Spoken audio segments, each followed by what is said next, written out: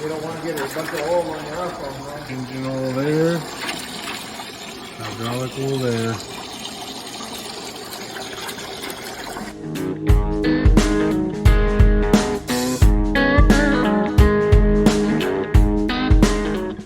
Good morning. We did get that freeze we were hoping for. So this is the field that I sprayed second, and you know, so it would already been defoliated some today, but definitely more so. All those leaves are going to fall off. So got that free defoliation we were hoping for. So now everything will get ready. Now it is starting to kind of sprinkle a little bit today. We knew there was a front coming in, and so I don't know. They're not saying much, but definitely there's a little bit of moisture here, but wait for this cotton to dry out and we'll be ready to go. There you can see the field, and not any green left out there anymore.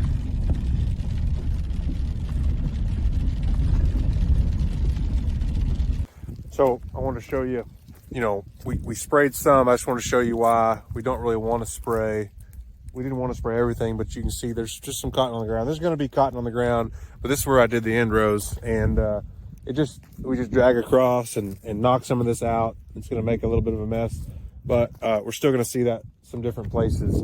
But the cotton, definitely got leaves on the ground and dropped most of them. We got some of these bowls still aren't open yet, but they're starting to crack, and so those are still going to be wet for a while. But that's what we're waiting on now. Once those bowls dry out, and this moisture today will slow that a little bit, but we'll get those dried out, and then they'll start opening on their own, and it'll be ready. So that's what we're waiting on now, as we just wait for this cotton. If there's green bowls, there's a lot of moisture in there, especially, I think they were mostly all mature, but especially one that wasn't super mature, there's gonna be a lot of moisture in there, and it's just gonna take time for it to dry and pop on its own. Okay, I wanted to come out here to this next field. It's just a half mile or so from the other, but got a little bit more rain. I made a big difference this year. If that rain didn't pop up right on top of you, you didn't get it. But we didn't spray this, and so I don't know if you can see a big difference, but these leaves are still on the plant, whereas that other stuff that was sprayed, it started kind of probably dropping and fried some of those a little bit more. But this cotton's probably a little bit better here. It's starting to rain on me a little bit out here, but still going to see some of these green bowls. They may be a little bit further behind popping open than where we just were over there.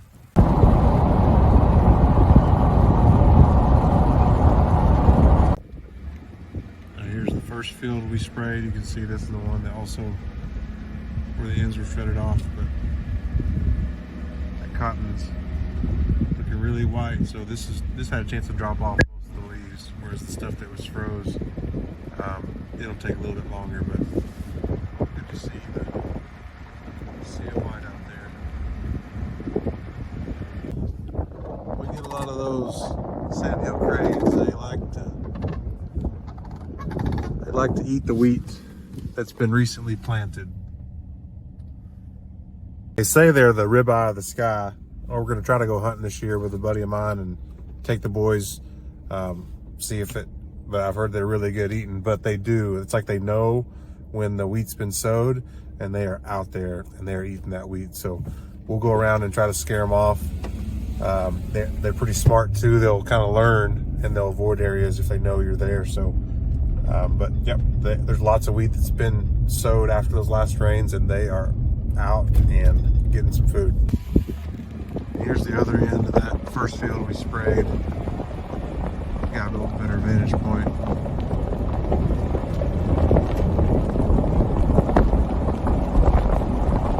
Okay, I almost forgot. My father-in-law and then my wife reminded me of this this weekend.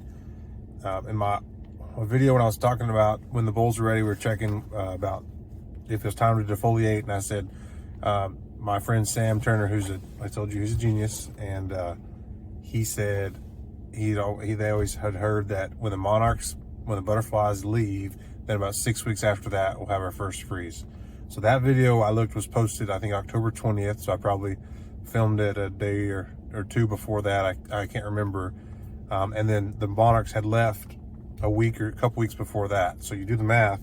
We're like almost exactly 6 weeks when we got that freeze. So I've been telling people Samuel's a genius. I've been telling Sam he's a genius. So there's just another example, some proof there. Well, since it froze, I got this chemical. I'm gonna take it back to Helena because I don't need it and I don't want to pay for it.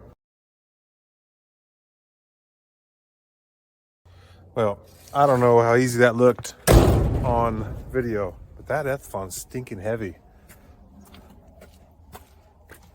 I don't know, just 5 gallons of liquid, but it's got some weight to it. One of the things we got to look at here between each season and sometimes throughout are these little saw teeth on these drums.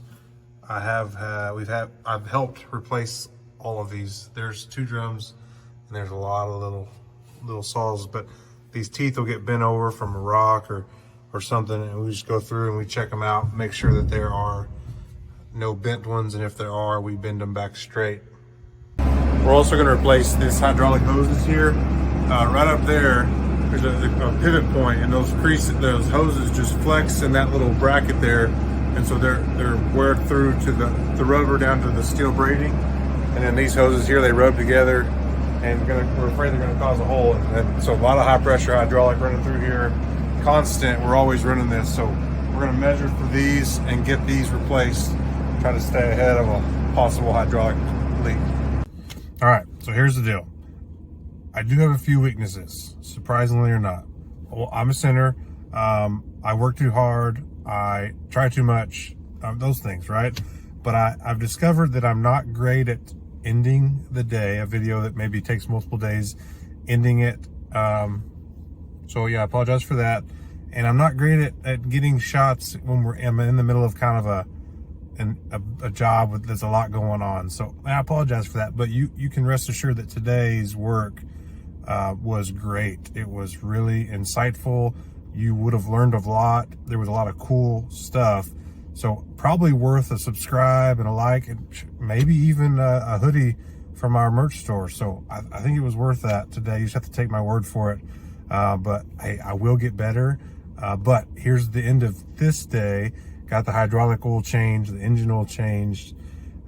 We just have to do a couple other little things on the stripper. We did get the module builder hooked up and had to replace the seal, replace a big hose, and we had to measure a bunch of other hoses that were going to get replaced. So some really cool stuff. You didn't maybe see it, but it was good.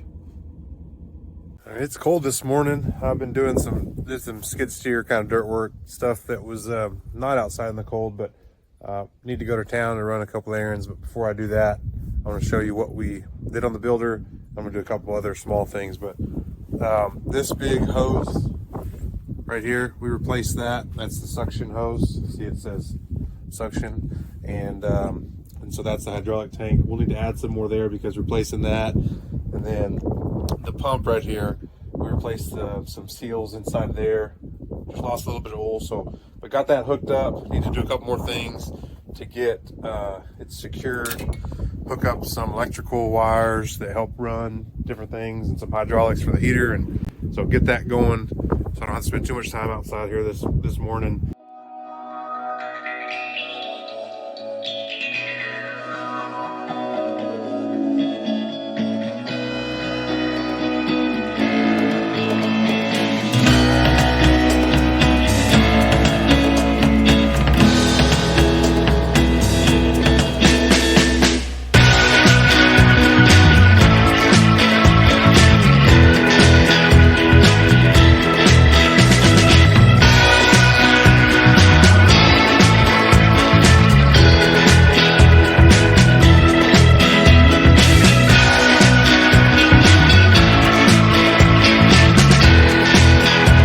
Enough of that outside. I know it's not Minnesota or Montana like those guys, like Zach Johnson, Millennial Farmer, and Walker Farms, those guys, but cold enough for me. It's been, when it's been 80 degrees, even 90 degrees not that long ago, so cold enough. I think I'm going to stay in the truck and do some, go to town and do some things, and go for lunch here in a little bit, and it might be a catch up on some bookwork type day.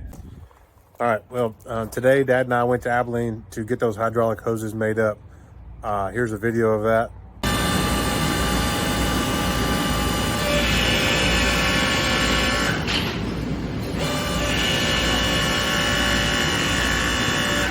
get those one that we measured. We got those made up about 36 feet total of the 1-inch hose and 36 feet total of the 3/4 inch hose with the fittings on both ends, and they crimp them.